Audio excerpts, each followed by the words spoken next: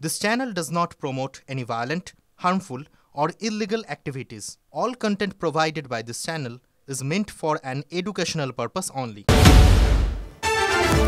TV9 বাংলার খবরের জের কৃষ্ণনগরে তোলাবাজি এবং গুলি চালানোর ঘটনায় জালে 2 কোতোয়ালি থানার গোয়ারি বাজার এলাকায় মাছ ব্যবসায়ীকে মারধরের ঘটনা। সেই ঘটনায় 2 অভিযুক্তকে গ্রেফতার করল পুলিশ। ধৃত টিএমসিপি নেতা কুনাল হালদার এবং তার সঙ্গী সৈকত হালদার ওরফে ডাকু, তাদের দুজনকেই গ্রেফতার করা হয়েছে শুক্রবার রাতে। কৃষ্ণনগর পিডব্লিউডি মোড় এলাকা থেকে 2 যুবককে গ্রেফতার করে কোতোয়ালি থানার পুলিশ। পুলিশ সূত্রে খবর যে ধৃত ওই 2 যুবক কৃষ্ণনগর থেকে চাপড়া যাওয়ার জন্য রওনা দিচ্ছিল। কোতোয়ালি থানার পুলিশ টাওয়ার লোকেশন ট্র্যাক করে ওই 2 মূল অভিযুক্তকে গ্রেফতার করে। আজ তাদের কৃষ্ণনগর আদালতে তোলা হবে।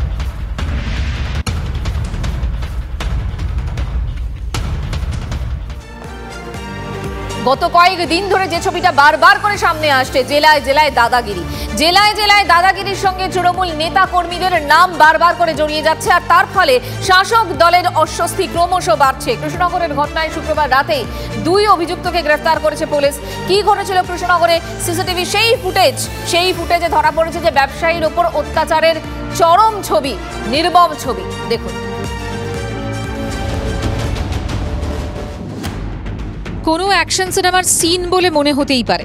TV9 বাংলার হাতে হাড় হিম করা সিসিটিভি ফুটেজ। এ যেন বাহুবলী, বন্দুক হাতে দাপিয়ে বেড়াচ্ছেন।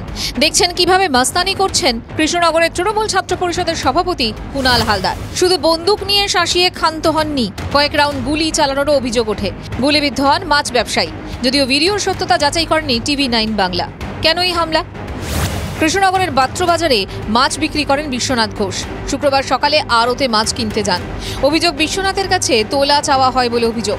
তোলা না দিতে চাইলে পিস্তল নিয়ে হামলা চালানো হয়। আগ্নেয়াস্ত্র দিয়ে মেরে মাথা ফাটিয়ে দেয়। 35,000 টাকা ও মোবাইল ফোন কেড়ে নেওয়া হয়। এরপর বিশ্বনাথকে লক্ষ্য করে গুলি চালানো হয়। অভিযোগ, টিএমসিপি নেতা কুনাল হালদার ও সঙ্গী ডাকুর। গুরুতর জখম অবস্থায় শক্তিনগর জেলা হাসপাতালে ভর্তি করা হয় মাছ ব্যবসায়ীকে। কারা মারলো? ডাকু মাল করে। ও কি করে? ক্রিমিনাল, কালকে জেল থেকে ছাড়া পেয়েছে।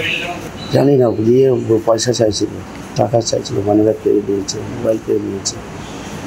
দিয়ে ধাক্কা মেরেছি, হঠাৎ আমাকে মারতে আরম্ভ করে দিল। দিয়ে মেশিন বের করে পালিয়ে যাচ্ছে যখন পায়ে গুলি করেছে। আমার দাদাকে ওরাকে মেরেছে, প্রথমে গুলি করেছে পায়ে, ঠিক আছে, তারপরে মেরেছে, বেদম মেরেছে, মুখ চোখ ফাটিয়ে দিয়েছে, পায়ে গুলি করেছে। হ্যাঁ, ওদেরকে অস্ত্র ছিল তো গুলি করেছে, তারপরে আরও অস্ত্র ছিল। হ্যাঁ, আমি যখন দেখাতে যাই আমাকে গুলি করেছে, আমি পালিয়ে এসেছি। আমার গাড়িটা ওখানে পড়ে আছে, মোবাইলটা পড়ে আছে। তৃণমূল নেতা কুনাল হালদারের বিরুদ্ধে তোলাবাজির অভিযোগ নতুন নয়। ব্যবসায়ী বিভিন্ন প্রতিষ্ঠান থেকে তোলাবাজির অভিযোগ উঠেছে কুনালের বিরুদ্ধে। পুলিশ পেটানোর মতো গুরুতর অভিযোগও রয়েছে। কৃষ্ণনগরের দুষ্কৃতীদের দাপাদাপিতে মানুষ আতঙ্কে রয়েছেন, তা কার্যত স্বীকার করে নিয়েছেন স্থানীয় কাউন্সিলর। প্রশাসনের কাছে এবং পুলিশের কাছে একটাই আবেদন করব যে এলাকার মধ্যে যেন এই ধরনের ঘটনা কোনোভাবে বরদাস্ত করা না হয়। রাজ্যে আইন শৃঙ্খলা কোথায়, পুলিশ প্রশাসন কোথায়? প্রশ্ন বিরোধীদের।